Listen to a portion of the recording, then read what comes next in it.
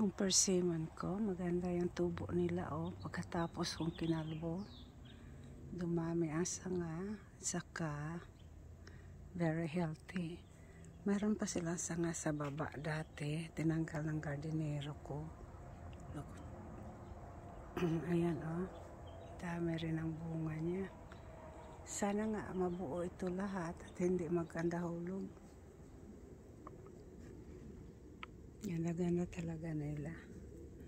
Pero yung isa kong persimmon, ito, namatay talaga siya.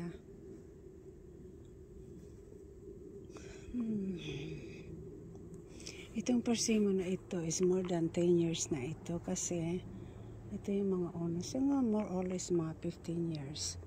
Kaso lang, pinaputulan namin pag winter. Kasi tumatangkad, hindi mo naman makuha ang bunga. Ayan. Maraming prutas dito sa aking backyard. Ito malalaki ng bunga ng mga apricot. Ayan. Tapos yan, orange. At saka another mandarin doon. Kaya ang backyard ko is may orchard na rin ako. Konti. Ito naman ay hindi nawawala ang lemon sa backyard ko kasi pag winter, naku, mga tao inuubo. Ayan. Tapos sa baba nila, syempre, mga halaman, ayan.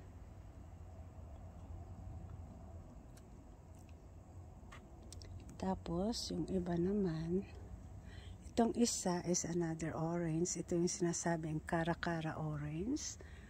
Ang kulay nito sa loob ay pink. Para bang, alam mo ba yung pomelo na pink? Parang ganyan, pero napakasarap nito. Very sweet. Ayun, yung rose ko naman doon. Tangkad na rin siya, maapaw na rin doon. Pero okay lang, hindi ko na siya gupitan kasi para makakita ng araw. Guys, mayroon pa rin akong pakita sa inyo na you never heard this one. Ito ay isang pineapple guava. At saka ang lasa ng mga bunga nito ay talagang combination ng pineapple at saka guava. Ang bunga nito ay maliliit lang, para lang mga daliri ba, yung mga thumb mo, ganyan lang. Pero napakasarap niya. However, pinutulan ko kasi siya ng running branch. Kasi ito kasi dati nakasandal. Kaya ngayon, itong karakara ko, tinali ko doon sa myrtle. Ayan. At saka may alambre para tumayo siya ng tama. Ngayon, ito naman, ang isa kong ipakilala sa inyo, ito ay isang pomegranate o granada sa Pilipinas na tinatawag. Very healthy plant at saka beneficial. Ang mahal ng isang piraso niya, kung minsan $5, kung minsan naman mga 3 to 4. Alam niyo, pag namumunga ito, hindi ko makain lahat, kaya I invited some friend to come over to harvest. Saka of course naman dito sa baba may mga halaman din sila. Ayan.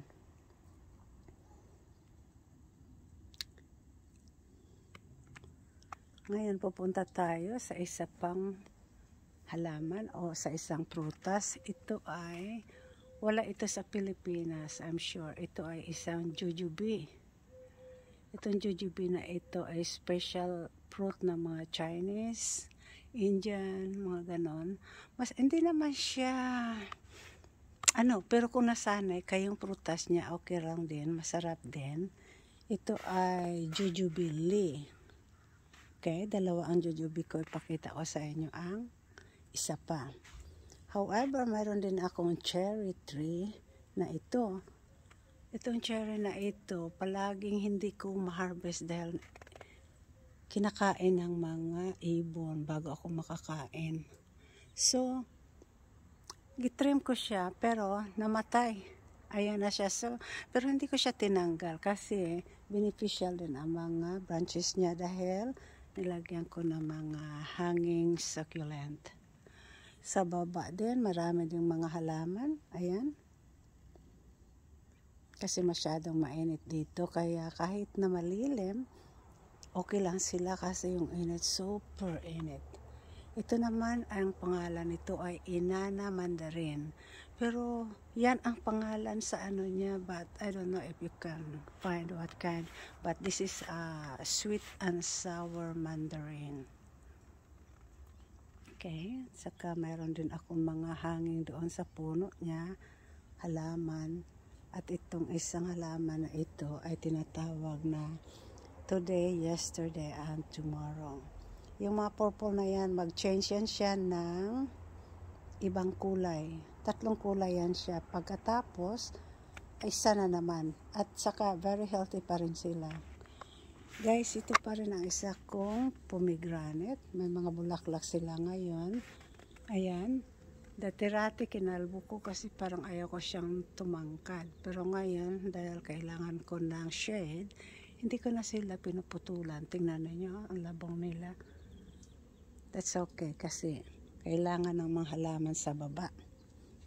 Ayan, may mga halaman din ako sa paso sa baba, mga amaryllis, halo-halo guys.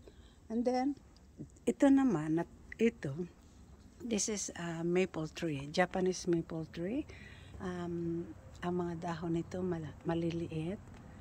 Matagal na rin ito sa akin. Nabigay nito yung kapitbahay ko na si Ate Letty, but unfortunately, she passed away. And then some of the plant that she gave to me, it's still alive, like this one.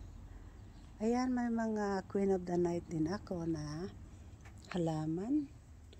Ito ngayong araw, ito matapos na siya. This is the 3rd day. And guys, siyempre ang apple hindi mawawala sa aking backyard. Ito siya, ang pangalan ng apple na ito is Golden Delicious Apple. Ang kulay nito is yellow orange na may pagkahalo na green. Matamis siya, my friend like it. At saka itong orange na ito ay malalaki siya. Then, mayroon din akong nahang na mga Queen of the Night or Epiphyllum, dito tawag. Saka mga halaman din sa baba. Ayan. Ngayon, itong isa na ito ay isang cherry din. Ito ay isang Bing cherry, yung very dark purple or maroon. Ito ang pinakamasarap malutong. The other cherry was Stella. Pero namatay din siya nung pinutulan ng gardenero. Sabi ko putulan lang yan, but she didn't survive. Masyado silang sensitive. Then, hindi ko rin tinanggal kasi sayang din dahil magamit din ito sa paghang ng mga aking halaman. And then, ito guys, this is another jujube. The name of this jujube is slang. Maliliit ang bunga nito na matigas, pero matamis sila din. Saka pag nagbunga ito, hindi ko man lang makain kasi super dami ng isa kong yung leaf, marami ding bunga. So, ayan. Pag makita mo yung backyard ko, ayan, napakaganda dahil sa combination ng mga prutas. Guys, ito naman ay marami din akong hinang na mga succulent, halaman, at saka, tingnan ninyo, mga amaryllis. Nandito din sila kasi last time I put them in the shade and they're very sad. So, matamlay ang mga dahon, so I transfer them here para dahil ang amaryllis kailangan din ng araw. Ito, mga halaman na matagal na rin sa akin, including mga succulent, bougainvilleas, mga variegated na hindi ko alam ang pangalan nito, but we have this one and now they're very expensive. Ito, mayroon din akong mga 3 rows dito. Ganyan. So, dalhin ko kayo sa aking secret garden na amaryllis. No, it's not. Na mga succulent. Itong area na ito sa gilid ng bahay ay mga succulent ito. Ayan ang tagal na nila nito sa akin. Kasi ang area na ito ay hindi naman siya makitid masyado, mga 2 yards, ganyan. Tapos ito ay boundary ng aming kapitbahay. Naghati kami sa paggasto ng pader para walang silipan. Ito ay euphorbia. Itong klaseng mga halaman na ito hindi nawawala ng bulaklak. This is a year-round flowers. At saka ayun pa yung isa. Itong isa naman na ito ay bigger flowers. Mas malaki ang bulaklak niya at saka mga dahon. While this one, ito ay maliliit ang dahon at mas maliliit din ang bulaklak. Pero they're both maganda. Ito ay isang tinatawag na ponytail palm, at saka para siyang mayroong laman, ganon. Ganyan talaga sila. Yung isa ko, masyado ding malaki. Then, nandito pa rin, pakita ko lang sa inyo para, baka ma-inspire din kayo na mag-garden na katulad ko. All the way doon sa, yung bakod na yan ay harapan na namin. Para walang makapasok, kailangan nakasara yan yung gate namin. Pero hindi yan mabuksan. And guys, ito naman sa gilid na ito, kasi tapos na tayo dito. So dito naman tayo sa kabila. Ito mga succulent na mga naipon ko rin for long years. Kasi mahilig ako sa halaman, kaya hindi lang lahat mga prutas at saka mga madahon. But in fact, ito ay matagal ko ng collection, mga 21 years already. At saka, bakit ganito lang sila, hindi masyadong marami? Of course, I'm gonna show you the extension of my succulent garden after this one here. Ito, ayan, ang gaganda nila. Don't worry na bakit hindi sila malalaki because ayaw ko silang lumaki. Hindi ko sila dinidiligan palagi kasi lumalaki sila pag dinidiligan. Gusto ko lang sila ng mga ganyan ba, very adorable. At saka yung space nila, hindi sila magkasikipan dito. Ayun. Ito naman, nandito sila kasi hindi nakasya. So, bumili ako ng shelf na ito para mailagay ko sila. Total, hindi naman sila tumatangkad at masyado silang useful. Ito naman ang pinakamalaki ko. Ayan, yung mga succulent na nagkaroon ng kulay at nagiging lege. Ayan, ipakikita ko sa iyo kung bakit sila maganda. Itong nandito sa ibabaw. Actually, green yan sila. Pero dahil sa init at lamig, exposed sila dito. At saka hindi ko rin sila natutubigan ng everyday. Siguro mga once a week or twice. Ito mapula yan. Pero ngayon dahil sa yung tawag? Springtime na sa amin, kaya nag-green siya. Pero itong tatlo na ito ay napakaganda, lalo na ito, talagang kala mo apoy. Ayan, mga succulent na ito ay nandito. Hindi lang ako masyadong maraming klase, pero ayan sila.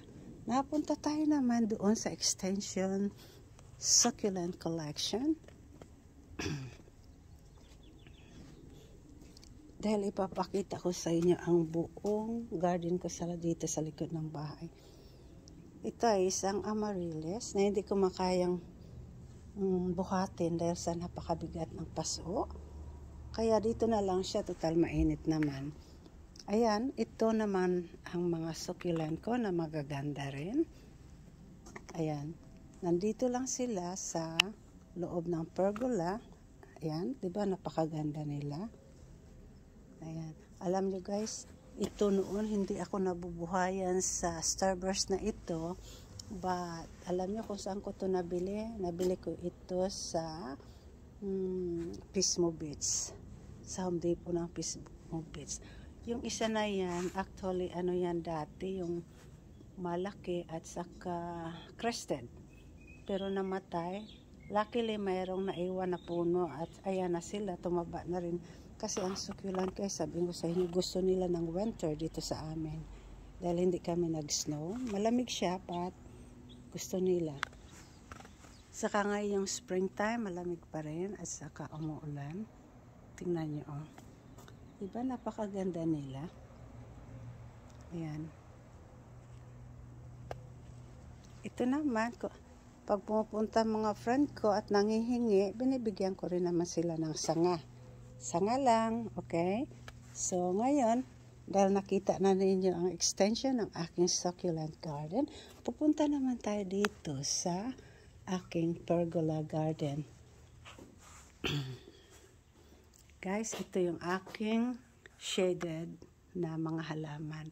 Ito ay mga orchids. Ayan. Succulent orchids, mga spider plant, alocasia, ayan, mga orchids.